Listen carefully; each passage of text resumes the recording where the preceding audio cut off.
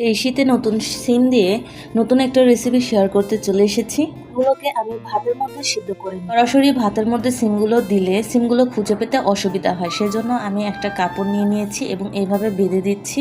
এভাবে সিমগুলো সিদ্ধ হয়ে যাবে আর খুঁজে পেতেও কোনো অসুবিধা হবে না। তো এদিকে আমার একটা বাঁধা হয়ে গেছে। এখন আমি আগে থেকে যে এখানে চালটা বসিয়ে রাখছিলাম, সে চালটা একটু গরম হয়ে আসছে। এখন আমি এই সিমটা দিয়ে দিলাম, ঢাকনা দিয়ে ঢেকে এটাকে রেখে দিচ্ছি। সিমগুলো সিদ্ধ হতে হতে তাওয়ায় আমি কিছুটা সয়াবিন তেল দিয়ে দিলাম এবং তেলটা চারপাশে ঘুরিয়ে নিয়েছি। আর 2টা আলু একটু চিকন করে কেটে নিয়েছি যাতে আলুগুলো সহজে সিদ্ধ হয়ে যায়। আর দিয়ে দিচ্ছি কিছুটা পরিমাণে হলুদ যাতে কালারটা ভালো আসে, আর স্বাদ মতো লবণ দিয়ে দিচ্ছি। আর এখানে হলুদের গুঁড়ো আমি 1 চামচ দিচ্ছি আর স্বাদ অনুযায়ী লবণ। এগুলো দিয়ে এখন একটা চামচের সাহায্যে হলুদ এবং লবণগুলো ভালোভাবে নাড়াচাড়া করে মিক্স করে নিব।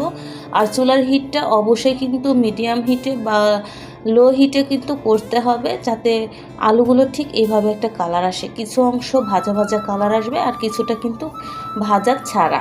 তো এইভাবে আমি কড়াই থেকে আলুগুলো তুলিয়ে নিব।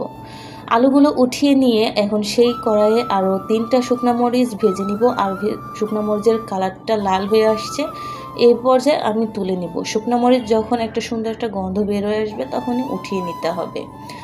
শুকনো মরিচ উঠিয়ে নিয়ে এখন সেই তেলে 3টা রসুনের কোয়া আমি দিয়ে দিয়েছি। আর রসুনের কোয়াগুলো অবশ্যই খোসা ছাড়িয়ে নিতে হবে। আর রসুনগুলো সেদ্ধ হতে একটু সময় লাগবে, সেজন্য আমি এদিকে শুকনো মরিচগুলোকে লবণ দিয়ে একটু ম্যাশ করে নিব। এদিকে আমার এটা শুকনো মরিচ ম্যাশ করতে করতে রসুনগুলো বেশ সুন্দর সেদ্ধ হয়ে গেছে আর কিছুটা ভাজা ভাজা হয়ে গেছে। রসুনগুলো বেশি বেরেস্তা করার প্রয়োজন নেই, এভাবে কিছু বেরেস্তা আর কিছু সেদ্ধ করে তুলে নিতে হবে। সেই তেলে আবারও 2টা পেঁয়াজের কুচি দিয়ে একটু ভেজে নিব।